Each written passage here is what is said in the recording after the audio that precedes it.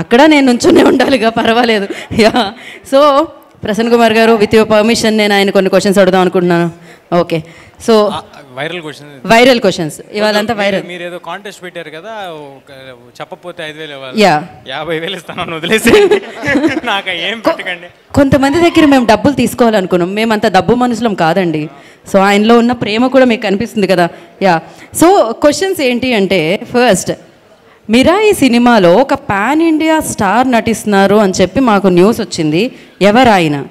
ఏమైనా కొంచెం చెప్పినట్టు హింట్. ఆయన చేస్తున్నారు మాకు తెలుసు, అది ఇంకా ఎవరో, ఇంకా ఎవరో మీరున్నారని తెలుసు, మనోజ్ గారు ఉన్నారని తెలుసు. ఆయన ఎవరు అని, ఎవరో చెప్తారా అని. ఎవరు అనేది విశ్వప్రసాద్ గారు చెప్తారండి. పీపుల్ మీడియా ఫ్యాక్టరీ విశ్వప్రసాద్ గారు చెప్తారు. ఈ ప్రశ్న ఆయనకి ఫార్వర్డ్ చేయండి అంటున్నారు అనమాట ఆయన. సో ఓకే, జై హనుమాన్లో మీరున్నారా? Straight question. ఈ ఆన్సర్లు మీ దగ్గర నుంచి వస్తే ఎలా ప్రసన్న కుమార్ గారు? యా, ఒప్పుకో మేము. అది ప్రశాంత్ వర్మ చెప్తే బాగుంటుంది కదా. ఇదేంటి పక్క వాళ్ళ క్వశ్చన్స్ రాశారు? ఏదో ఒకటి కొంచెం చెప్పినట్టు ప్రశాంత్ వర్మ గారిని మేము అడుగుతాం డెఫినెట్లీ.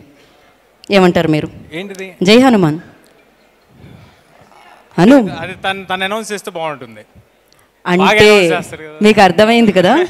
అనౌన్స్ చేస్తే తెలుస్తుంది అన్నారంటే అర్థమైపోయింది. ఈ మాత్రం హింట్ ఇస్తే చాలా అల్లుకుపోతాం మనం. అండ్ ఇంకొకటి వైరల్ కంటెంట్ కదండి మనది, సో ఏదోటి కొంచెం మేము అడగాలి, వైరల్ అవ్వాలి. ఏంటి మరి మీరు నెక్స్ట్ టైం ఐఫా హోస్ట్ చేస్తున్నారా? ఆ డౌట్ ఎందుకు వచ్చిందండి మీకు? అంటే ఈ మధ్యకాలంలో మీరు హోస్ట్ చేశారు, స్టేజ్ మీద మేము చాలా ఎంజాయ్ చేసాం, తర్వాత సోషల్ మీడియాలో కూడా చాలా ఎంజాయ్ చేస్తూ ఉన్నారు. దానికోసం అంటే చెప్దాం అనుకునేది, ఇది వేదిక కాదు, దాని గురించి ఇంకోసారి. అందుకే వేదిక మీదకి పిలవలేదు మిమ్మల్ని, మేము కింద వచ్చి అడుగుతున్నాం ఈ క్వశ్చన్.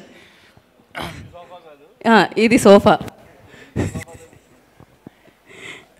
ఏం లేదంటే మీరేం అడుగుతున్నారు? అదే రాబోయే కాలంలో మళ్ళీ మీరు ఐఫా హోస్ట్ చేస్తున్నారా? తప్పకుండా చేస్తానండి, ఇంకొక మంచి అవకాశం. అదే కదా, చాలా సేఫ్. అంటే మీరు దేని గురించి అడుగుతున్నారు నాకు అర్థమైంది కదా. ఐఫా అనేది ఒక నేషనల్ ప్లాట్ఫామ్ అండి. ఎంతోమంది స్క్రిప్ట్ రైటర్స్, రీడింగ్ సెషన్స్ తర్వాత మా వరకు వస్తూ ఉంటుంది.